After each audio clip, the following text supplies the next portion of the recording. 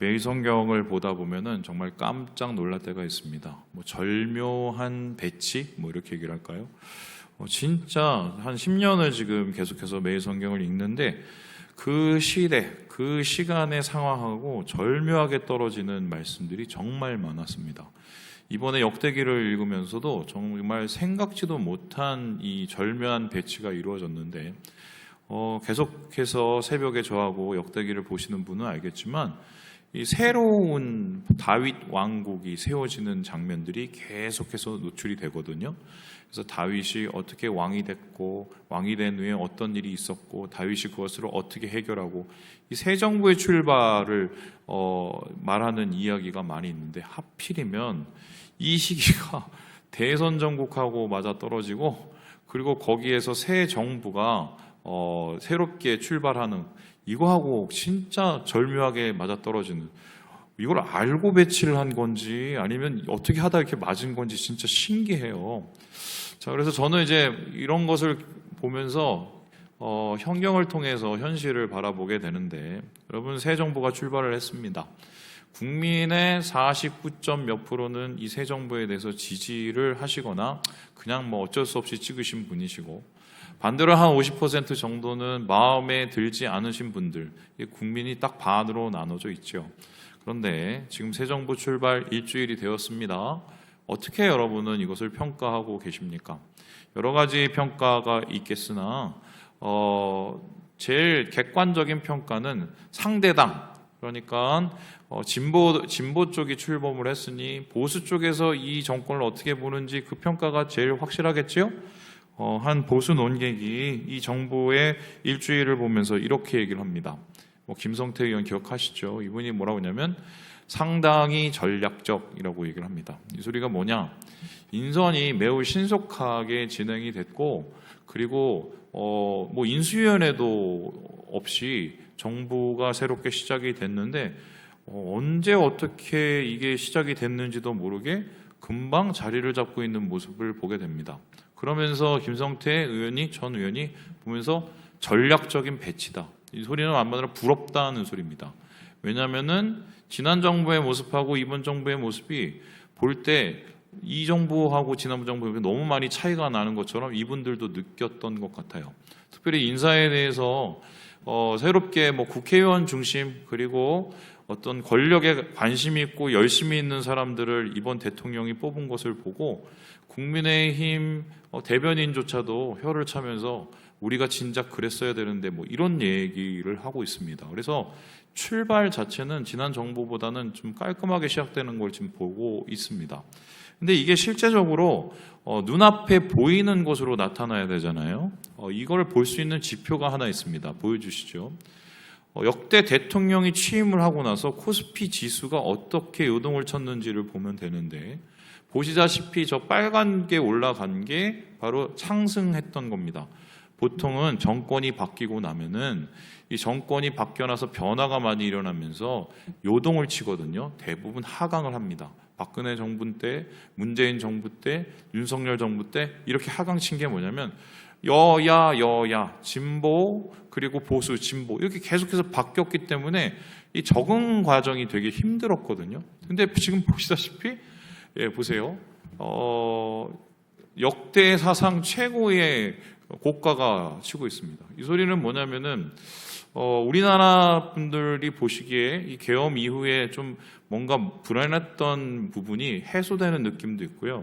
제가 이 지수를 정확하게 지켜봤더니 무엇이 있었냐면 외국 자본이 대거 들어왔습니다. 그러면서 코스피 지수가 올라가게 된 건데, 그러니까 외국 분들이, 투자자들이 보기에도 우리나라가 한 달 전, 6개월 전보다는 굉장히 안정적인 추세로 간다, 이렇게 해석을 할 수가 있습니다.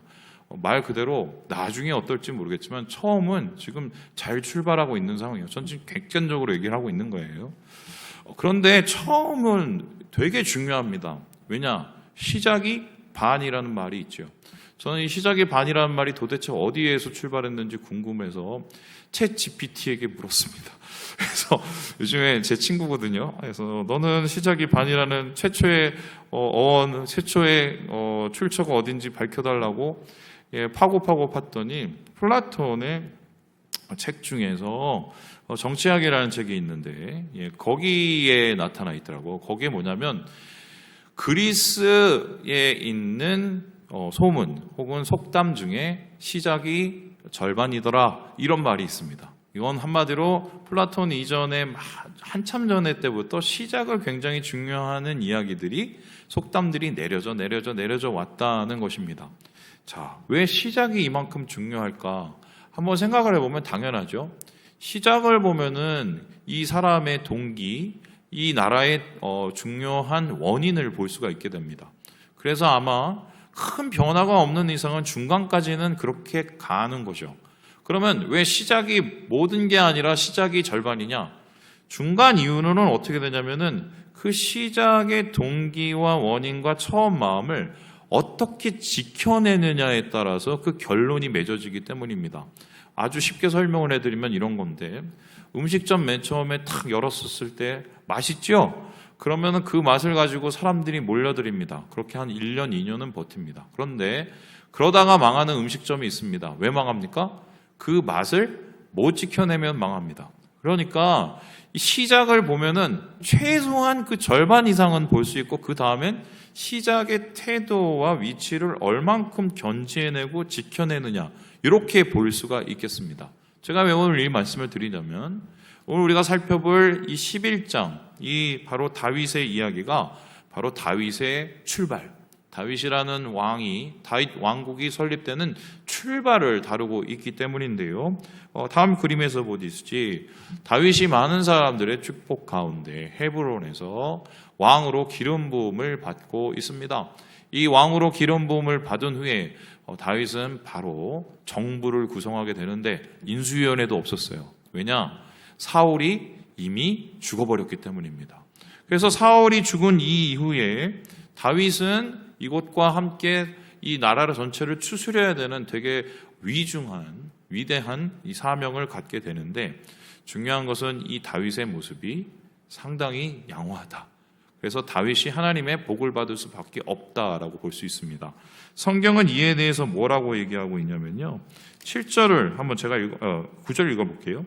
만군의 여호와께서 함께 계시니 다윗이 점점 강성하여 지니라 그랬습니다. 그러니까 다윗의 출발이 왜 좋을 수밖에 없었냐? 누가 함께 계셨다고요? 하나님께서 함께 계셨다는 말입니다. 하나님이 함께 계셔서 이 다윗 왕국의 출발이 아름다웠다. 그럼 제가 질문을 해보겠습니다. 그렇다면은 바로 이전의 왕은 하나님이 함께하지 않으셨을까요? 어떻게 생각하십니까? 자, 질문해 보겠습니다. 사울 왕을 누가 뽑았습니까? 백성들이 뽑았습니다. 어떻게 뽑았나요? 제비뽑기로 뽑았습니다. 그러면 제비뽑기는 누가 주관하셨습니까? 사무엘이 주관을 했습니다. 그러면 사무엘은 또 누가 주관을 했습니까? 하나님이 인도한 거죠. 그럼 사울 왕을 세운 것은 누굽니까? 하나님이에요. 심지어 하나님께서는 사울이 왕이 되기도 전에 사울에게 축복을 해주셔서 성령의 감동을 받게 하시기까지 했습니다. 여기서 끝나는 게 아닙니다. 사울의 첫 전투, 바로 블레셋과의 전투에서 어떤 일이 일어납니까? 하나님께서 그의 힘을 도와주셔서 크게 하여 주셔서 크게 이기게 만드셨어요. 그렇다면 분명히 사울도 하나님께서 함께 하셨기 때문에 시작을 했고, 함께 하셨기 때문에 때로는 승리를 거두었습니다. 그런데 사울의 끝은 하나님이 계시지 않았어요. 그래서 하나님이 그를 떠나서 사울은 망했습니다. 하지만 이 다윗은 끝까지 하나님이 함께 계셨기 때문에 이 처음의 모습이 견지가 돼서 반도 넘고 결론도 맺어지고 이렇게 얘기하고 있거든요. 그래서 오늘 여러분과 함께 바로 이 모습을 찾아보려고 하는데, 도대체 다윗은 처음에 출발을 어떻게 했기에 하나님이 그를 떠나지 않고 함께 하시고 하나님의 함께 하심을 통해서 그는 승리하고 성공할 수 있었을까? 처음에 다윗이 왕이 된 다음에 했던 행동들을 살펴보면서 그가 하나님과 함께 했던, 하나님이 그와 함께 할 수밖에 없었던 이유를 찾아보려고 합니다. 이것이 우리에게 왜 중요하느냐? 우리가 어떤 도전을 하거나 어떤 일을 새롭게 시작하거나 어떤 계획을 짤 때, 어떤 삶 속에서 그것이 잘 풀리지 않을 때, 그때 이 다윗의 출발을 보고 우리는 어떤 것을 봐야 됩니까? 바로미터를 삼아야 돼요. 나는 다윗처럼 그렇게 일을 계획하고 일을 진행하고 그렇게 다윗처럼 일을 마무리하고 있는가? 오늘 그것을 찾아보려고 하는데요. 오늘 말씀 11장을 보면 다윗의 이 시작의 모습이 매우 남다르게 세 가지로 정리가 될 수가 있겠습니다. 우리 같이 한번 첫 번째 읽어보도록 하겠습니다. 시작! 하나님 안에서 하나가 되다. 그는 스타트 버튼을 누르면서 제일 먼저 한 것이 뭐냐면 남북으로 나눠졌던 나라를 하나로 추스리는 것이었습니다. 우리 함께 3절의 말씀을 같이 한번 읽어보도록 하겠습니다. 시작! 이에 이스라엘의 모든 장로가 헤브론에 있는 왕에게로 나아가니 헤브론에서 다윗이 그들과 여호와 앞에 언약을 맺음에 그들이 다윗에게 기름을 부어 이스라엘의 왕으로 삼으니 여호와께서 사무엘을 통하여 전하신 말씀대로 되었더라. 헤브론에 다윗의 사촌, 다윗의 가족, 다윗과 함께한 핏줄 이 유다 지파만 모인 게 아니었습니다. 베냐민 지파, 심지어는 사울의 사람들도 모였고요. 저 위쪽에 있는 북쪽에 있는 사람들 그 10지파도 함께 모이고 요단 동편에 있는 2지파 반도 함께 모였습니다. 그럼 이 사람들이 모였었을 때 어떤 마음으로 왔을까요? 야, 우리가 다윗이 왕이 된다는데 너무 기뻐, 너무 행복해. 난 다윗이 너무 좋아. 이런 마음으로 물론 왔을 수도 있겠지만 마지못해 온 사람들도 분명히 있었을 것입니다. 왜 그런가요? 사울을 지지했고 사울을 따르고 또한 사울을 통해서 승리도 거뒀던 경험이 있었던 사람들조차도 이제는 더 이상 따를 수 있는 리더가 없었기 때문에 어쩔 수 없이 다윗을 찾아온 경우도 분명히 있었을 거예요. 그렇다면은 다윗은 어떤 것을 해야 됩니까? 사실은 사람들을 사상 검증을 하고 이 사람이 내 편인지 이 사람이 저쪽 편인지 이 사람이 나를 배신한지 이 사람이 나를 배신하지 않을지를 따져보겠죠. 보통 사람들은 다 그렇게 합니다. 왜냐하면 뒤어봤기 때문입니다. 그래서 여러분 새 정부가 출발했었을 때 제일 먼저 하는 게 뭐냐면 편가르기입니다. 여러분 이때까지 한번 생각을 해보세요. 뭐 친머니, 뭐 반머니 나누고 찐머니 이렇게 막 나누고 다 나눕니다. 그 이야기가 뭐냐면은 믿을 사람을 찾는 거예요. 그리고 믿지 못할 사람을 걷어내는 겁니다. 보통 이렇게 갈라치기를 먼저 하게 됩니다. 그런데 다윗은 어떻게 했느냐? 과거를 묻지를 않았어요. 네가 옛날에 너 사울 밑에 있던 놈 아니야? 야, 사울 좋다고 쫓아간 놈 아니야? 안 물었어요. 심지어는 자기를 창을 들고 죽이러 왔던 사람들이 그 안에서도 있었음에도 불구하고 안 왔습니다. 왜 그랬을까요? 오늘 11장 3절엔 분명히 얘기하고 있는데요. 여호와 앞에서 언약을 맺다고 얘기하고 있어요. 하나님 안에서 나는 이 지금 왕의 왕위를 이어받지만 결국 이곳의 진짜 왕은 하나님이시고 하나님이 원하시는 것은 하나가 되는 것이기 때문에 내가 좋아하고 싫어하고가 아니라 하나님이 원하시는 하나된 왕국, 하나님의 나라를 이루기 위해서 자기의 사적 감정을 포기하게 됩니다. 그런데 이에 반해서 사울의 출발은 전혀 반대였습니다. 우리 사무엘상 1장 12절 말씀을 같이 한번 읽어보도록 하죠. 시작! 백성이 사무엘에게 이르되 사울이 어찌 우리를 다스리겠느냐 한 자가 누구이니까 그들을 끌어내소서 우리가 죽이겠나이다. 사울이 맨 처음에 왕이 됐었을 때 반기지 않는 사람들이 굉장히 많았습니다. 그것을 사울이 가만히 보고 마음에 두었어요. 그런데 첫 번째 전투에 이기고 나서 어떤 일이 일어났습니까? 그 마음을 아는 사람들이 사울의 마음을 부추겼습니다. 어떻게 부추겼냐? 그때 왕한테 욕한 놈 우리가 다 죽이겠습니다. 이렇게 얘기를 했어요. 여러분 이런 기사가 나왔다는 건 뭐냐면 이미 사울의 마음도 어느 정도 동하고 있었다는 겁니다. 한마디로 이렇게 속 좁은 과거에 얽매여 있는 삶을 살게 되면은 미래로 나아갈 수가 없어요. 저는 확신을 하는데 이번 정부도 분명히 또 편가르기도 할 거고 또 분명히 무슨 통합을 한다면서 또 막 축출해낼 거고 할 겁니다. 거기에 몰두하고 거기에 마음을 닫으면은 실패할 게 분명합니다.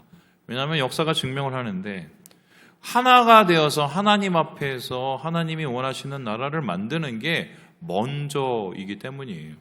그래서 오늘 말씀 속에서 다윗의 남다른 시작은 자기의 사적 감정을 버리고 과거를 묻지 않고 지금 우리가 나아갈 이 현재와 살아가야 될 미래를 바라보면서 하나님 앞에서 먼저 하나 되는 것을, 통합을 선택한 것이 그의 남다른 출발이었다는 것을 알게 됩니다. 그렇다면 두 번째로 오늘 말씀에 나타난 그의 남다른 시작의 모습은 어떤 것이었을까요? 우리 같이 한번 읽어보도록 하겠습니다. 시작. 하나님을 위해서 도전하다. 하나님 안에서 과거를 묻지 않고 자기 감정을 먼저 내려놓고 하나 되는 것을 선택했을 뿐만 아니라 두 번째는 하나님을 위해서 개척하고 도전하고 전진을 하는 일을 하는데, 그렇다면 다윗이 헤브론에서 왕이 되고 나서 제일 먼저 했던 게 뭘까요? 여기에 대해서 5절에 이렇게 이야기를 하고 있었습니다. 우리 같이 한번 읽어보도록 하겠습니다. 시작. 여부스 원주민이 다윗에게 이르기를 내가 이리로 들어오지 못하리라 하나 다윗이 시온 산성을 빼앗았으니 이는 다윗성이더라. 여러분, 다윗이 제일 먼저 왕이 되고 나서 하고 싶었던 게 뭐냐? 예루살렘을 차지하는 것이었습니다. 여러분, 우리가 착각을 하고 있는데 원래 예루살렘은 이스라엘 땅이 아니었어요. 그것을 차지하고 점령하고 거기에 수도로 삼은 사람은 누구라고요? 다윗이 했고요. 그걸 제일 처음에 왕으로서 하게 됩니다. 제가 예루살렘에 올라갔습니다. 뭐 타고 올라갔냐면은 렌트를 해서 차를 타고 올라갔습니다. 그 차가 어떤 차였느냐? 한국의 프라이드를, 제가 자신감을 가지고 자존감을 가지고 프라이드를 타고 올라갔습니다. 사실은 돈이 없어서 싼 차를 빌렸어요. 그런데 올라가다가 이 차 때문에 되게 힘들었습니다. 왜냐? 에어컨을 틀 수가 없었어요. 보시다시피요, 저 위에 다시 보여주던 산이 보이세요? 꼭대기에 꼭대기.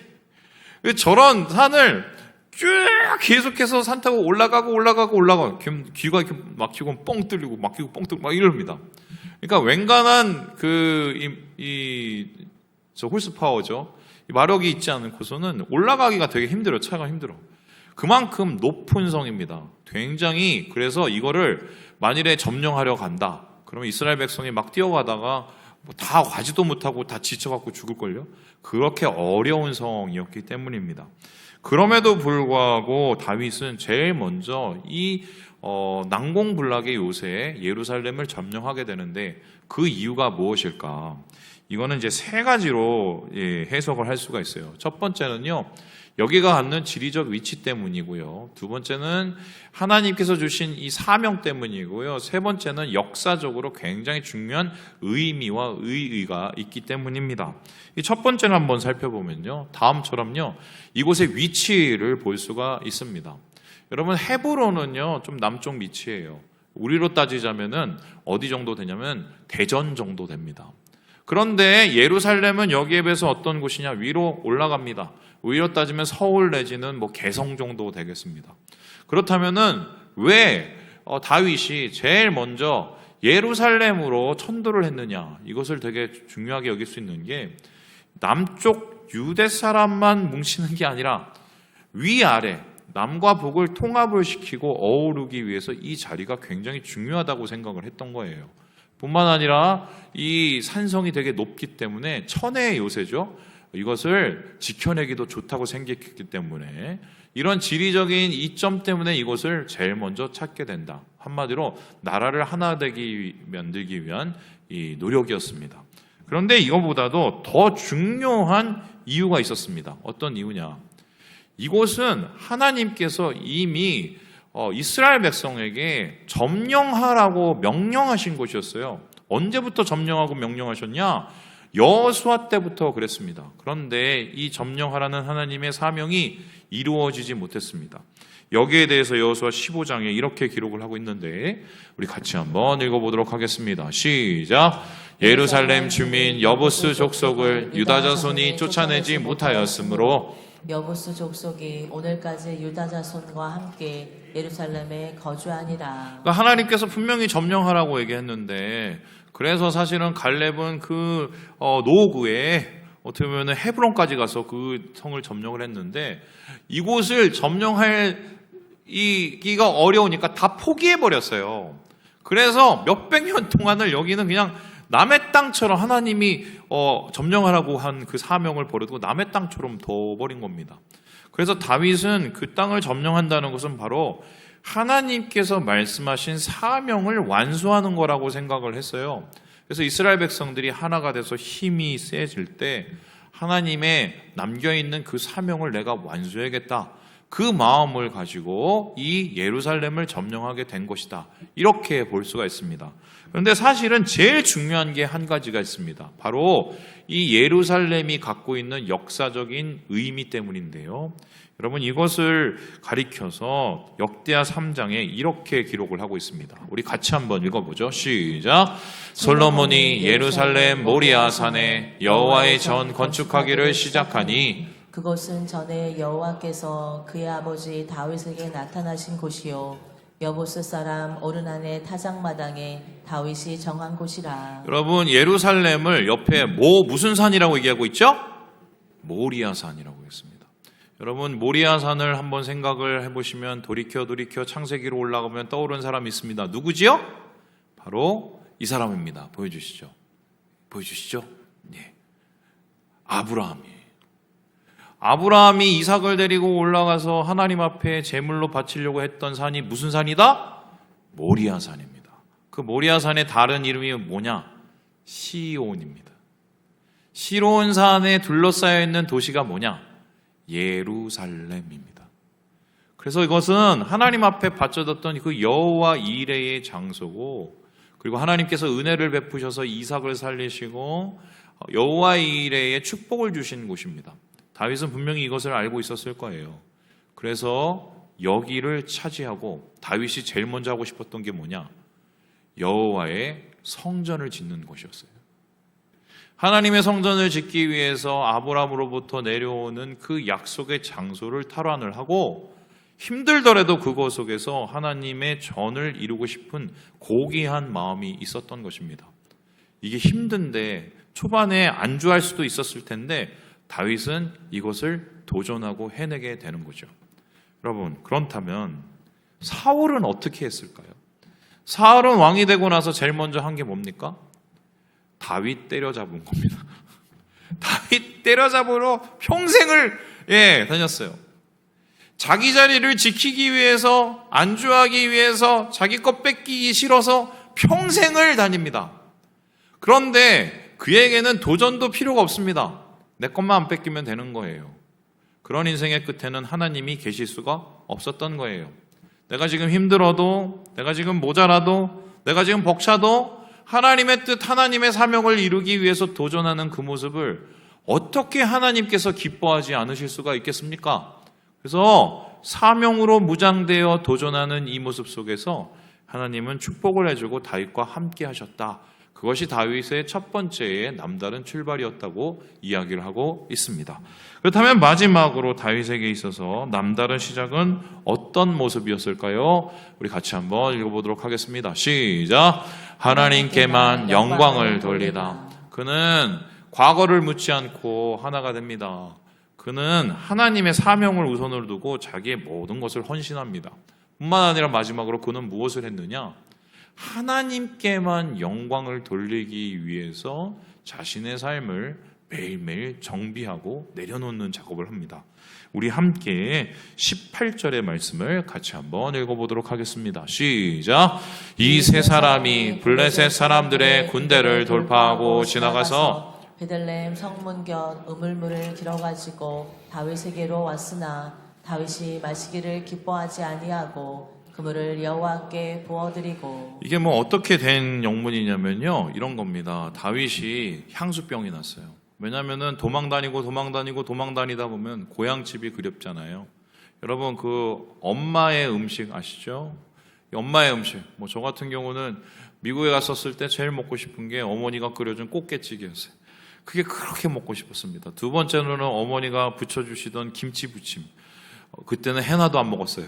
그런데 미국 가니까 그게 그렇게 먹고 싶었습니다. 네, 가서 사 먹어도 그 맛이 아니에요. 그런데 다윗에게 있어서도 그랬던 것 같습니다. 막 객지 생활을 하고 타지 생활을 하고 피난 생활을 하고 도피 생활을 하면서 고향이 너무 그리웠던 것 같아요. 그러면서 그냥 넋두리를 했어요. 와, 우리 동네 그 베들레헴에 그 우물물 진짜 맛있는데 그거 한 모금만 먹어봤으면, 이렇게 그냥 넋두리를 한 거예요. 그런데 그것을 듣고 있던 그의 충성스러운 3명의 부하가 갑자기 돌아버린 거죠. 그리고 뭐합니까? 밤사이에 갑자기 몰래 베들레헴에 올라가서 거의 뭐 스파이처럼 행동을 해서 우물물을 떠옵니다. 여러분, 이렇게 충직한 부하들이 있습니다. 이렇게 충직한 부하들이 있으면 저 같으면 있는 거 없는 거 주고, 야, 너 뭐 하고 싶니? 내가 다 해줄게. 이러고 뭐 책으로 다 쳐줄 것 같아요. 그런데 다윗은 그러질 않았어요. 화를 냅니다. 어떻게 화를 내냐? 니네가 왜 이랬냐? 왜 이랬냐? 아니, 이거 내가 먹고 싶다고 그거 하나 하려고 니네 목숨이 그렇게 위태로운 걸, 그런 거를 니네가 자초를 했냐? 다시는 이러지 말라고, 다시는 이러지 말라고. 귀히 여긴 거죠. 자기의 유익을 굳이 아니하고 사람들의 생명을 더 소중히 여겼습니다. 그리고는 그 다음의 모습이 더 놀라운데, 그 물을 이왕 떠온 거 벌컥벌컥 마시면서 아유 너무 좋아 안 했어요. 어떡합니까? 하나님께 전제로 드렸어요. 전제가 뭐냐? 부어드립니다. 제사를 드려요. 이 소리는 뭐겠습니까? 하나님, 내가 왕이 된 것은 하나님의 은혜요. 내가 이때까지 견디게 된 것도 하나님의 은혜요. 내가 살아온 모든 것이 하나님의 은혜라 하나님께만 영광을 돌립니다라는 철저한 하나님에 대한 복종이었어요. 여러분, 그렇습니다. 사람들은 왜 망가지느냐? 지가 최고고 자기만을 위해서 살고 자기 입이 제일 먼저이기 때문에 그래서 보통 망하게 됩니다. 저는 이런 목사님들 너무 많이 봤어요. 지겨울 정도로 봤습니다. 그래서 제가 때때로 하나님 앞에 불평을 했어요. 하나님, 왜 저는 목사님들을 만날 때마다 왜 맨날 이 모양이라고. 저는 목사님한테 조인트도 맞아봤고요. 이런 거 얘기하면 안 되는데 수첩도 맞아보고 다 맞아봤습니다. 자기 막 심통 나면 막 던지고 이런 거 이거 워낙 많아요. 네. 근데 그때 제가 그런 마음이 들었어요. 뭐냐, 나는 그러지 말라고 그러시나 보다. 반면 유사죠. 근데 사람이라는 게 어떠냐면 올챙이적 시절 잃어버린다고 힘이 생기고 뭐가 생기기 시작하면 똑같아집니다. 다윗도 잠깐 그랬어요. 그런데 곧 궤도를 수정을 합니다. 왜냐고? 그의 처음을 잊어버리지 않았기 때문에. 아무것도 아닌 사람을 왕으로 세워주신 하나님, 하나님께만 영광. 우리의 삶에 가장 중요한 것은 하나님께만 영광을 돌리는 거예요. 그러니 하나님께서는 다윗을 기뻐하지 않을 수가 없었던 겁니다. 그의 순전한 마음의 중심에 하나님만을 바라보는 그것을 하나님께서 사랑하게 되신 거죠. 그래서요, 이런 모습 속에서 하나님은 기뻐하셨는데, 그렇다면 사울은 어떤 모습이었길래 망하게 되었을까? 씁쓸하게 한번 이거 보고 마치도록 하겠습니다. 우리 사무엘상 같이 읽어보겠습니다. 시작. 사울이 이르되 내가 범죄하였을지라도 이제 청하옵나니 내 백성의 장로들 앞과 이스라엘 앞에서 나를 높이사 나와 함께 돌아가서 내가 당신의 하나님 여호와께 경배하게 하소서 하더라. 그러니까 아말렉 가서 벌하라고 진멸하라고 했는데 안 지키죠. 자기가 원하는 거 다 갖고 오고, 심지어는 그 아각이라는 왕도 데리고 오고 자기를 세우기 위해서 사무엘이 그 중심을 다 꼬집고 하나님의 심판을 얘기했었을 때 마지막까지 사울은 회개를 안 했어요. 어떻게 했느냐? 내 체면 좀 세워주고 가시죠. 여기서 제일 중요한 게 뭐예요? 이스라엘 앞에서 나를 높이서. 사울이 왜 망했나요? 나를 높여서 망한 겁니다.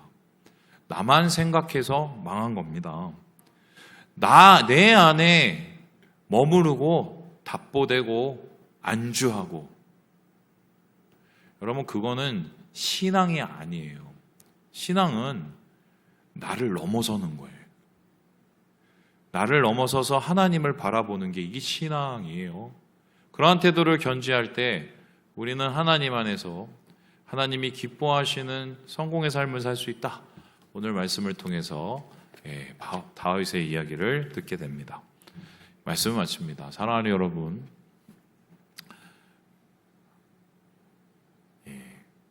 이렇게 우리가 정말 살았으면 좋겠어요. 저는 그래서 꼭 하는 게 있는데 처음을 항상 기억합니다. 처음을. 제가 틈만 나면 얘기하는데 10년 전에 회룡역 앞에서 망치 들고 지붕 올라가고 새벽기도 마치고 외미마을 한 바퀴 돌고 기도하고 저는 그거 아직도 계속 생각합니다. 그때의 열정이 지금은 없지만 그 마음만은 안 잊어버리려고 되게 노력해요. 주님 안에서 이 처음의 모습 여러분 잘 기억하셔서 하나님의 성공을 누리시는 우리 모든 형제 자매들 되시길 주님의 이름으로 축원합니다.